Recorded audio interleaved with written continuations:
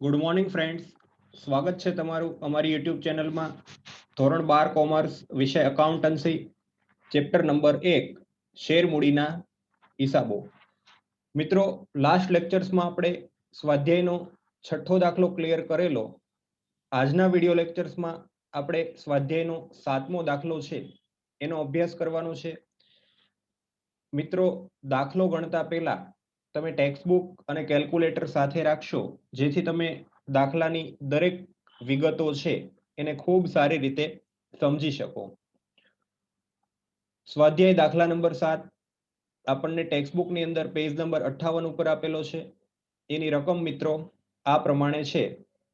નાગપુરની પાગેદાર sugar લિમિટેડે ₹10નો એક એવા 12 lakh equity share જાહેર જનતામાં બહાર પાડ્યા. મિત્રો, એક શેરની મૂળ કિંમત એટલે કે દાર્શનિક કિંમત ₹10 છે. કંપનીએ 12 લાખ શેર જાહેર જનતા માટે બહાર પાડેલા છે, તમે જોઈ શકો છો. ત્યાર પછી આગળ કંપનીને 13,50,000 શેર માટેની અરજીઓ મળી, પરંતુ કંપનીને જાહેર જનતા પાસેથી 13,50,000 શેર માટેની અરજીઓ મળે છે. બોર્ડ ઓફ ડિરેક્ટરની મીટિંગમાં શેર મંજૂર કરવામાં આવ્યા. શેર માટેની વધારાની અરજીઓ નામંજૂર કરવામાં આવી અને એના નાણાં અરજદારને પરત કરવામાં આવ્યા. એટલે કે વધારાની જે અરજીઓ છે એને નામંજૂર કરીને સમયસર એની રકમ છે એ અરજદારને પરત કરવામાં આવી. વિદ્યાર્થી મિત્રો, કંપની શેરની રકમ 4 ટુકડે મંગાવે છે. અરજી સમયે ₹2.5 મંગાવે છે. ત્યાર પછી મંજૂરી વખતે પણ ₹2.5, પ્રથમ હપ્તા વખતે ₹2 અને છેલ્લા હપ્તા વખતે ₹3 મંગાવે છે. આપણા શેરની દાર્શનિક કિંમત વિદ્યાર્થી મિત્રો ₹10 છે. તો તમે આ ચારેય હપ્તાનું ટોટલ કરો તો તમને ₹10 થવા જોઈએ. તો 2.5 + 2.5 વત્તા 2 એટલે 7 અને વત્તા 3 આપણા ₹10 જે શેરના છે એ અહીંયા ક્લિયર થઈ જાય છે. ત્યાર પછી મિત્રો આપણે રકમને આગળ રીડ કરીએ. ઐશ્વર્યા કે જેના 960 શેર મંજૂર કરેલા હતા, એટલે કે ઐશ્વર્યા નામની એક શેર હોલ્ડરના કંપનીએ 960 શેર મંજૂર કરેલા હતા, તે પ્રથમ અને છેલ્લા હપ્તાની રકમ ભરી શકેલ નથી. એટલે કે ઐશ્વર્યા નામની શેર હોલ્ડર છે એ મિત્રો પ્રથમ અને છેલ્લો હપ્તો ભરવામાં નિષ્ફળ જાય છે. એટલે ઐશ્વર્યા પાસેથી કંપનીને 2 હપ્તાની રકમ મળતી નથી. એટલે મિત્રો આ કયો હપ્તો કહેવાશે? મળવાનો બાકી હપ્તો કહેવાય. કયો હપ્તો કહેવાય મિત્રો? મળવાનો બાકી હપ્તો કહેવાય. ત્યાર પછી આગળ જ્યારે વિનય કે જેના 1200 શેર મંજૂર કરેલા હતા, વિનયના કેટલા શેર મંજૂર કરેલા હતા કંપનીએ? 1200.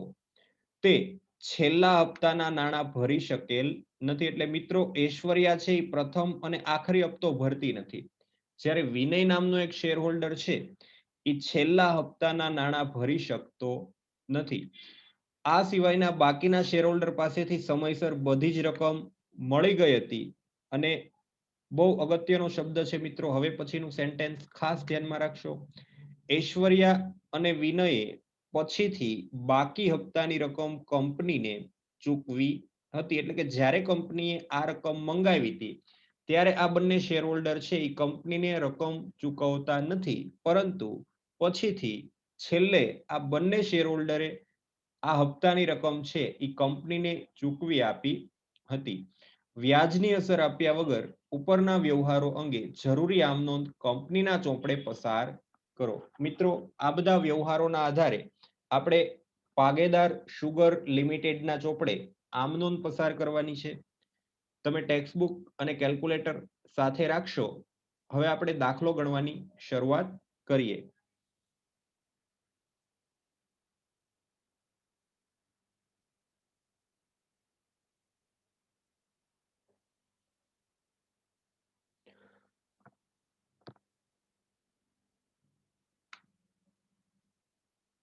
સૌપ્રથમ વિદ્યાર્થી મિત્રો આપણે બહાર પાડેલા શેર દર્શાવીશું. તો કંપની દ્વારા કેટલા શેર બહાર પાડવામાં આવે છે? બહાર પાડેલા શેર 1,20,000 સોરી 12 લાખ શેર છે. બહાર પાડેલા શેર 12 લાખ. ત્યાર પછી મળેલી અરજીઓ, જાહેર જનતા તરફથી કંપનીને કેટલા શેર માટેની અરજીઓ મળે છે મિત્રો? 13,50,000 શેર માટેની અરજીઓ મળે છે. એટલે આપણે મળેલી અરજીઓ દર્શાવીશું. પછી વિદ્યાર્થી મિત્રો આપણે આને સેપરેટ કરીશું. મળેલી અરજીઓને 13,50,000 શેર માટેની અરજીઓ મળી, એમાંથી કંપની કેટલી અરજીઓ મંજૂર કરી શકે? તો જેટલા શેર કંપનીએ બહાર પાડેલા હોય એટલી જ અરજીઓ કંપનીઓ મંજૂર કરી શકે. ફરીથી મિત્રો, કંપનીએ બહાર પાડેલા શેર 12 લાખ છે, મળેલી અરજીઓ 13,50,000 છે. પરંતુ કંપની ધારાના નિયમ પ્રમાણે જો બહાર પાડેલા શેર કરતા વધારે અરજી આવી હોય તો વધારે અરજીઓ જે મળી હોય એ વિદ્યાર્થી મિત્રો શેર હોલ્ડરને પરત કરવી પડે છે, અને કંપનીએ જેટલા શેર બહાર પાડેલા હોય એટલા જ શેર મંજૂર થાય છે. તો મિત્રો અહીંયા કેટલા શેર મંજૂર થશે? 12 લાખ ને આપણે લખીશું મંજૂર અને કૌંસમાં શેર મૂડી. અને જે વધારાની અરજી દેખાય છે 1,50,000 એને આપણે નામંજૂર કરવી પડશે, એટલે આપણે બેંક ખાતે લખીશું, કેમ કે આ નાણાં આપણે અરજદારને શું કરવાના છે મિત્રો? પરત કરવાના છે.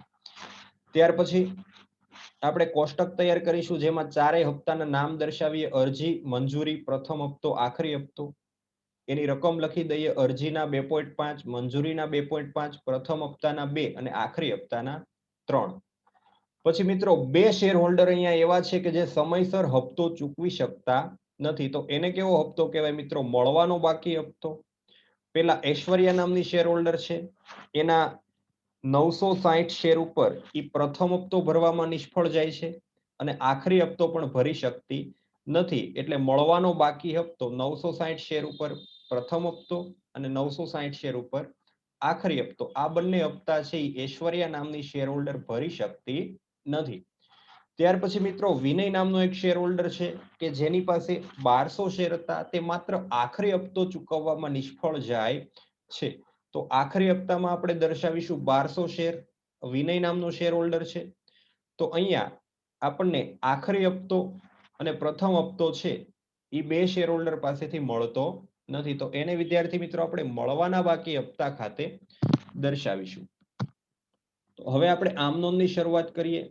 સૌપ્રથમ ટાઇટલ આપીશું આપણે પાગેદાર શુગર લિમિટેડ કંપનીના ચોપડે આમ નોંધ. આમ નોંધના ખાના તૈયાર કરી દઈએ. એમાં તારીખ, વિગત, ખાતા વહી પાના નંબર, ઉધાર અને જમા દર્શાવીએ. મિત્રો પહેલી આમ નોંધ આપણે લખવાની છે. પહેલી આમ નોંધ કેવી આવશે કે જ્યારે શેર અરજીના નાણાં મળે ત્યારે. કેવી આમ નોંધ થશે મિત્રો? કંપનીના ચોપડે કંપનીમાં રોકડ આવે પણ કંપનીની બેંકમાં આવે, એટલે બેંક ખાતે ઉધાર, તે ઇક્વિટી શેર અરજી ખાતે જમા. વિદ્યાર્થી મિત્રો રકમ તમે કઈ લેશો? તમને આના માટે એક નોંધ લખાવેલી છે, આપણા અગાઉના વિડીયો લેક્ચરમાં છે. જો તમે એ ન જોયો હોય તો સૌપ્રથમ એ વિડીયો જોશો તો તમને આની અંદર વધારે આઈડિયા આવશે. તો કંપનીએ ગમે એટલા શેર બહાર પાડેલા હોય પરંતુ જેટલા શેર માટેની અરજીઓ મળે એને મિત્રો ધ્યાનમાં લેવાય. એટલે તમે કેલ્ક્યુલેટર સાથે રાખશો, તમારે ગુણાકાર કરવાનો છે. 13,50,000 શેર માટેની અરજીઓ મળી એટલે 13,50,000 ગુણ્યા અરજીની રકમ કેટલી છે? 2.5. જો તમને સમજાતું ન હોય તો મિત્રો તમને વિગતવાર સમજાવું. અહીંયા આપણને મળેલી અરજીઓ કેટલી આપી છે? 13,50,000. એટલે 13,50,000 ગુણ્યા તમારે કેટલા કરવાના છે? અરજીની રકમ અહીંયા આપણને ₹2.5 આપેલી છે, તો 13,50,000 ગુણ્યા 2.5. તો તમને મિત્રો આન્સર કેટલો મળે છે? એ બંનેનો ગુણાકાર કરશો તો તમને આન્સર મળે છે 33,75,000 રૂપિયા. તો અરજી સમયે કંપનીને કેટલા રૂપિયા મળે છે? 33,75,000 રૂપિયા મળે છે. ત્યાર પછી મિત્રો નેક્સ્ટ બીજી આમ નોંધ કેવી બનશે? વધારાની અરજીઓ નામંજૂર કરી બાકીની રકમ છે એ શેર મૂડી ખાતે લઈ જવામાં આવે ત્યારે આમ નોંધ નંબર 2. ઇક્વિટી શેર અરજી ખાતે ઉધાર, તે ઇક્વિટી શેર મૂડી ખાતે જમા અને તે બેંક ખાતે જમા. મિત્રો પહેલી આમ નોંધમાં જે અરજીનું ખાતું જમા થયું એ બીજી આમ નોંધમાં ઉધાર થશે, શેર મૂડીનું ખાતું જમા થશે અને બેંકનું ખાતું છે એ પણ જમા થશે. કારણ કે વધારાની અરજી છે એ આપણે નામંજૂર કરીએ તો કંપનીમાંથી રોકડ જાય પણ કંપનીની બેંકમાંથી જાય એટલે આપણે બેંક ખાતે જમા કરીશું. હવે આમાં આપણે રકમ કઈ રીતે સેટ કરીશું? તો જેટલા રૂપિયા ઉપર જમા થયા એટલા અહીંયા ઉધાર કરો, 33,75,000 રૂપિયા. હવે શેર મૂડી ખાતે કેટલા લખાશે વિદ્યાર્થી મિત્રો? મંજૂર કરેલા શેર લખાય, એટલે કે મંજૂર કરેલા શેર કેટલા છે મિત્રો આપણા? 12 લાખ. તમે કેલ્ક્યુલેટર સાથે રાખશો. મંજૂર કરેલા શેર કેટલા છે મિત્રો આપણા? 12 લાખ. એટલે અહીંયા 12 લાખ ગુણ્યા અરજી સમયે શેર મૂડી કેટલી છે આપણી? 2.5 રૂપિયા. એટલે 12 લાખ ગુણ્યા 2.5 કરશો તો તમને આન્સર કેટલો મળે છે? રૂપિયા 30 લાખ. અને નામંજૂર કેટલા કરીશું મિત્રો આપણે? 1,50,000 શેર ગુણ્યા 2.5 રૂપિયા. એટલે આપણને જવાબ કેટલો મળે છે? રૂપિયા 3,75,000. ફરીથી મિત્રો, પહેલી આમ નોંધમાં જેટલી રકમ જમા થઈ એટલી રકમ બીજી આમ નોંધમાં ઉધાર થશે. શેર મૂડી ખાતે શું લખાશે મિત્રો? મંજૂર થયેલા શેર. હવે કેટલા શેર મંજૂર થાય? કંપનીએ જેટલા શેર બહાર પાડ્યા હોય એટલા શેર મંજૂર થાય. તો અહીંયા મંજૂર થયેલા શેર આપણા 12 લાખ છે અને ગુણ્યા અરજીની રકમ કેટલી છે? 2.5. એટલે 12 લાખ ગુણ્યા 2.5 30 લાખ. અને નામંજૂર થાય એ રકમ કયા ખાતે લખાય બાળકો? બેંક ખાતે. એટલે 1,50,000 ગુણ્યા 2.5. એટલે આપણો જવાબ કેટલો આવે છે? રૂપિયા 3,75,000. તો મિત્રો અહીંયા આપણું અરજીનું કામ છે એ ક્લિયર થાય છે. અને હવે કંપની શેર મંજૂરીના નાણાં છે એ શેર હોલ્ડરો પાસેથી મંગાવશે. અને ખાસ ધ્યાનમાં રાખશો વિદ્યાર્થી મિત્રો, હવે તમામ ગણતરી છે એ આપણે કેટલા શેર ઉપર કરવાની છે? હાલો ફરીથી રિપીટ કરું છું મિત્રો.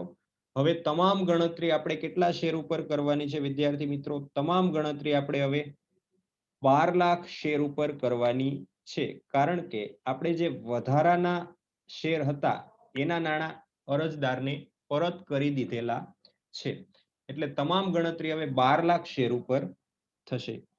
તો મિત્રો આપણે જ્યારે પણ શેર મંજૂરીના નાણાં મંગાવીએ ત્યારે કેવી આમ નોંધ થશે? નંબર 3, શેર મંજૂરી ખાતે ઉધાર તે શેર મૂડી ખાતે જમા. અને રકમ કેટલી આવશે મિત્રો?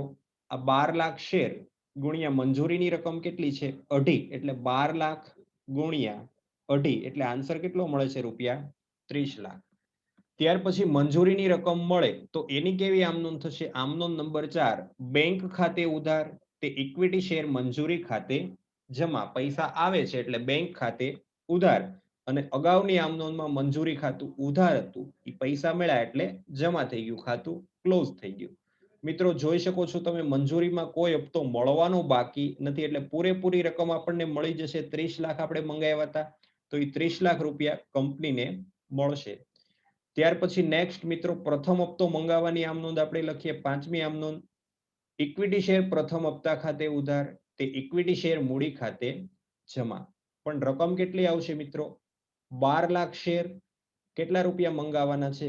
2 રૂપિયા. એટલે 12 લાખ ગુણ્યા 2, 24 લાખ રૂપિયા છે એ કંપની દ્વારા મંગાવવામાં આવેલ છે.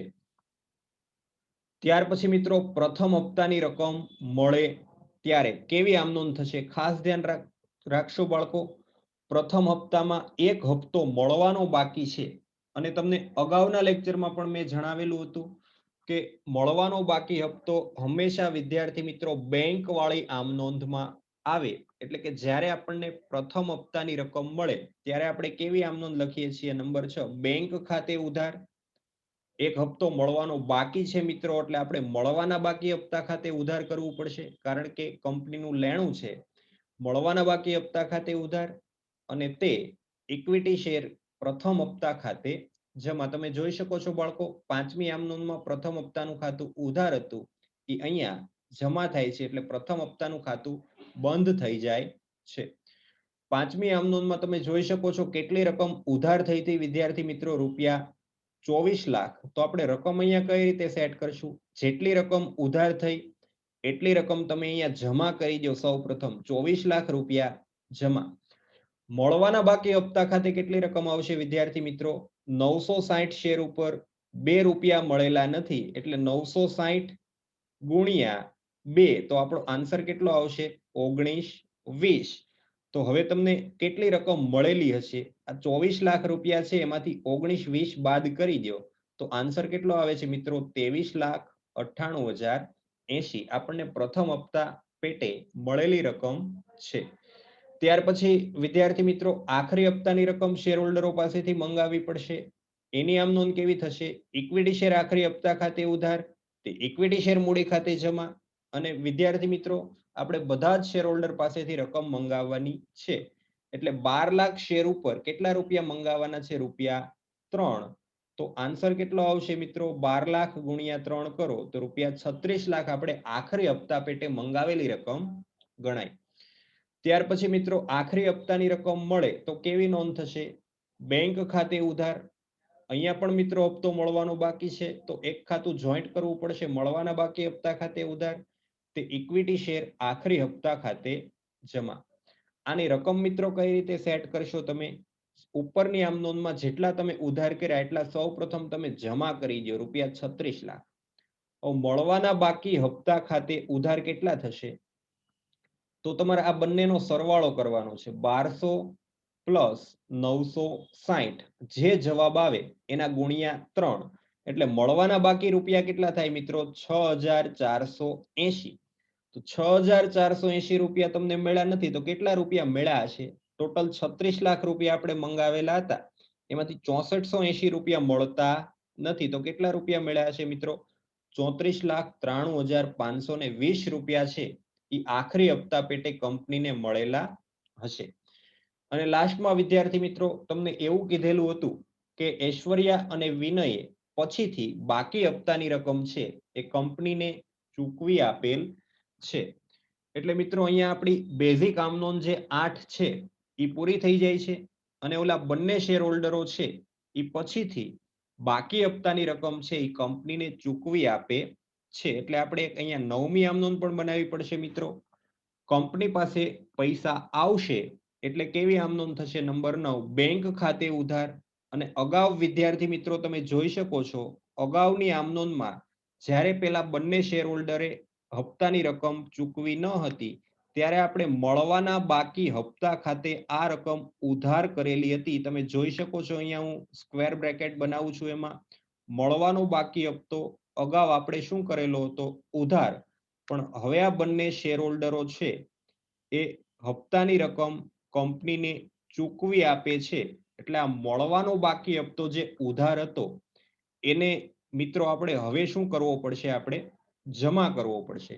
તો બેંક ખાતે ઉધાર અને તે કયા ખાતે જમા થશે? મળવાના બાકી હપ્તા ખાતે જમા થશે. અને આ બંનેનું ટોટલ કરવાનું છે 1920 વત્તા 6480. તો આપણને આન્સર કેટલો મળે છે? 8400. તો વિદ્યાર્થી મિત્રો અહીંયા આપણા તમામ વ્યવહારો છે એની આમ નોંધ પૂરી થાય છે. હવે આપણે આનું કુલ ટોટલ કરવાનું છે તો એનો કુલ સરવાળો આપણે લખીએ. બંને બાજુ સરવાળો હંમેશા સરખો થાય વિદ્યાર્થી મિત્રો. તો આનું કુલ ટોટલ આપણને મળે છે 2,47,58,400. તો અહીંયા વિદ્યાર્થી મિત્રો આપણો દાખલો છે એ ક્લિયર થાય છે. દરેક વિદ્યાર્થી મિત્રોને દાખલામાં સમજ પડી ગઈ હશે. મિત્રો આ પ્રકારના વધારાના દાખલા તમને ઉદાહરણમાં તથા સ્વ અધ્યયનમાં આપેલા હશે.